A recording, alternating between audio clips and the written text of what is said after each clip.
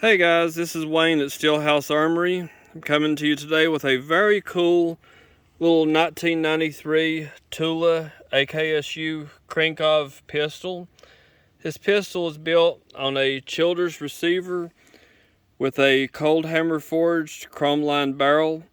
I have the rear trunnion pivot pin welded in place, that way you cannot install a stock.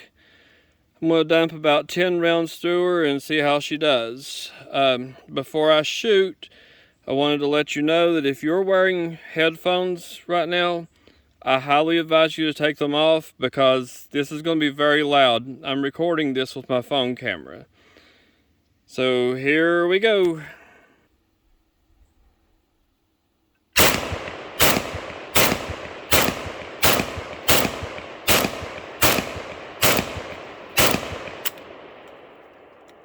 Heck yeah, looks like I got them all.